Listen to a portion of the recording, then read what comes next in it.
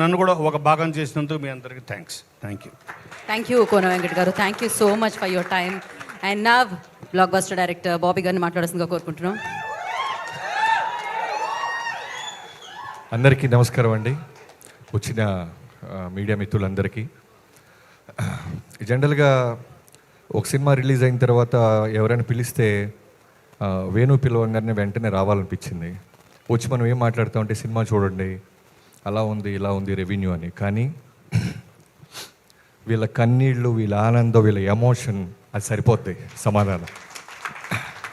అంటే నేను తీసిన సినిమాకి ఎమోషన్ అవటం ఓకే, బట్ ఎక్కడో ఉన్న మట్టిలో మాణిక్యం అంటున్న మనోడు బోసు ఇంత మంచి సినిమా తీస్తే ప్రతి ఒక్కళ్ళు ఎమోషన్ ఫీల్ అవుతున్నారు. చాలా రేర్గా కుదిరిద్ది ఇది. అంటే అసిస్టెంట్ డైరెక్టర్ల దగ్గర నుంచి లిరిక్ రైటర్లు, యాక్టర్సు, ప్రొడ్యూసర్సు, డిస్ట్రిబ్యూట్ చేసిన వాళ్ళు అందరూ ఎమోషన్ అవుతున్నారు. చాలా రేర్ మూమెంట్. చాలా చాలా ఫ్యూ ఫిల్మ్స్కి ఇలాంటి వైబ్రేషన్స్ కుదురుతాయి. బోసు బోసు అనగానే నోసు పగిలిపోద్ది అంటాడు ముఠా మేస్లో చిరంజీవి గారి పేరు బోసు. అలా మనోడు బాక్సులు బద్దలు కొడుతున్నాడు, నోసులు కాదు. నువ్వు అమీర్పేటలో నిక్కరనగానే నిజంగా నీ కాన్ఫిడెన్స్కి నాకు యాజ్ ఎ డైరెక్టర్గా వణుకు పుట్టింది తమ్ముడు. నేను అందుకే సినిమా సక్సెస్ అవ్వగానే నేను ఫస్ట్ వేణుకి నీకు కాల్ చేశా. నువ్వు సూటు కాదు, లుంగి కట్టుకో, ఏమైనా కట్టుకో.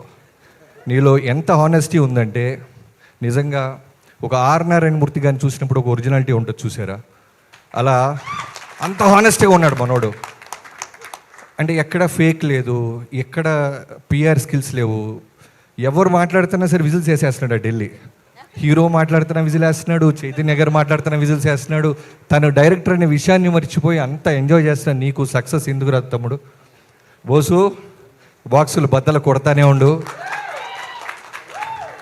వి love you so much. Venu, thanks for calling మీ. ఇక్కడికి రాగానే జనరల్గా నేను ఒక అరగంట ఉంటుంది అని చెప్పారు వేణు. నాకు వేణు చాలా ఇష్టం, అన్న అన్న అంటుంటాడు. సో రాగానే ఫస్ట్ నా రాంబాయికి మెసేజ్ చేశాను. మా డైరెక్టర్ అవ్వాలని వచ్చి డైరెక్టర్ అయ్యాను, సినిమాలు చేస్తున్నాను. బట్ ఈ సినిమా ఈవెంట్కి వచ్చాను, ఈ సినిమా గురించి ఉన్న నేను ప్రొడ్యూసర్ అవ్వాలని అంత ధైర్యాన్ని ఇచ్చావు తమ్ముడు నువ్వు.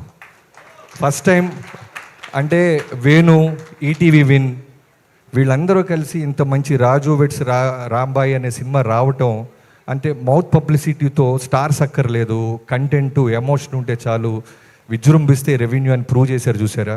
So first of all thank you Venu for giving బోసు. అండ్ ఈటీవీ విన్ నితిన్ బ్రదర్, చాలా రోజుల నుంచి చూస్తున్నాను మిమ్మల్ని. మీరు ఎక్కడ స్టేజ్ ఎక్కినా సరే సక్సెస్ మీట్లోనే కనిపిస్తున్నారు.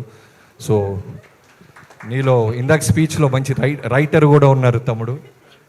సో మీలాంటి వాళ్ళని గుర్తించిన బాపినాయుడు గారికి, రామోజీ లాంటి ఫిల్మ్స్ సంస్థకి చాలా థ్యాంక్స్. అండ్ సాయి నీ పార్ట్నర్, మీ అందరికీ.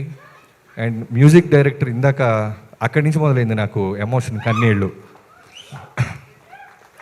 మనోడు నిజంగా వాళ్ళ అమ్మ నాన్న ఫొటోస్ వేసినప్పుడు నేను కూర్చోలేను, వెంటనే నిలబడ్డాను. నిజంగానే మన పేరెంట్స్, నాకు మా మదరు ఫాదరు, నా ఫాదర్ ఉండేవాళ్ళు వాల్తేరు వేరే దాకా, బట్ మా మదరు నేను రైటర్గా సోలో కార్డు లేనప్పుడే కాలం చేశారు. అప్పటి నుంచి నాకు ఆ వెళితే ఆ పెయిన్, ఆ బాధ తెలుసు. సో నువ్వు ఆ విజువల్ ఏంగానే అనిపించింది. నిజంగానే తల్లిదండ్రులు మర్చిపోనోడు ఎవ్వడూ కూడా జీవితంలో గొప్పోళ్ళే అయి ఉంటారు. సో తప్పకుండా నీ సంగీతం, అందరూ అదే మాట్లాడుతున్నారు. ఫస్ట్ సినిమాలో గెలవాల్సింది సంగీతం, ఆ తర్వాత డైలాగ్స్, ఆ తర్వాత విజువల్స్, ఆ తర్వాత ఏదైనా కంటెంట్. ఫస్ట్ మార్కెట్లోకి వెళ్ళేది సంగీతం. అలాంటి సంగీతంతో ఈ జనాన్ని రాబట్టిన నీకు నిజంగా చాలా చాలా పెద్ద భవిష్యత్తు ఉంది తమ్ముడు. Keep all the best. And DOP అందరూ వెనకాల నిలబడుతున్నారు.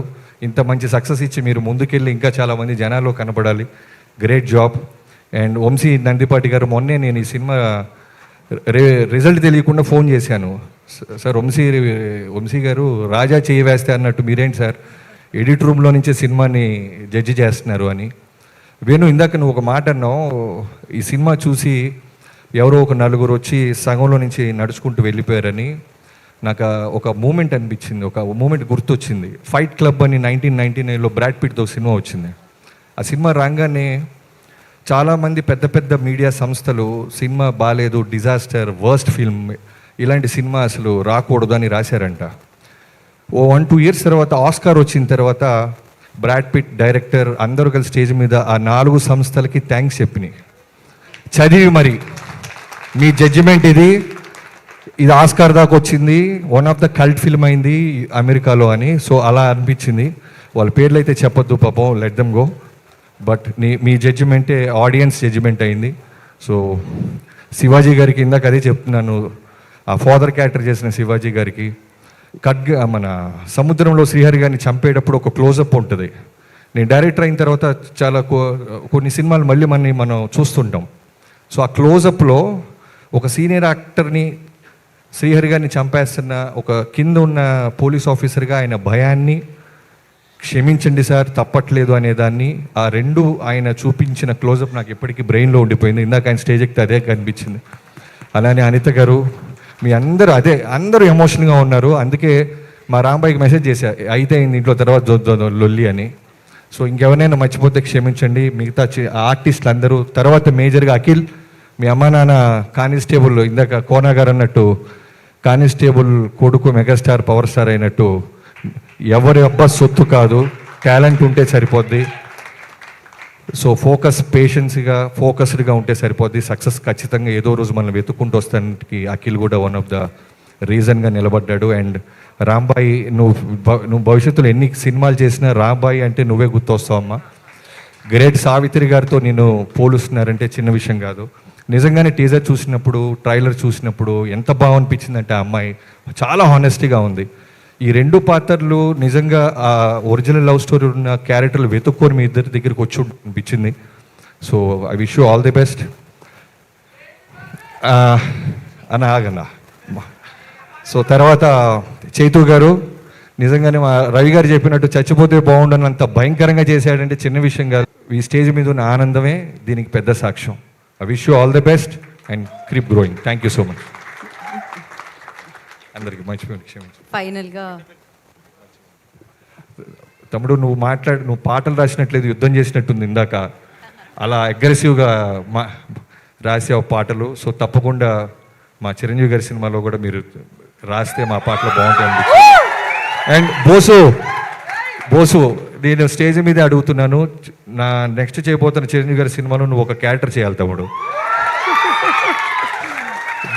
బాస్తో చేయాలనిపించింది నాకు.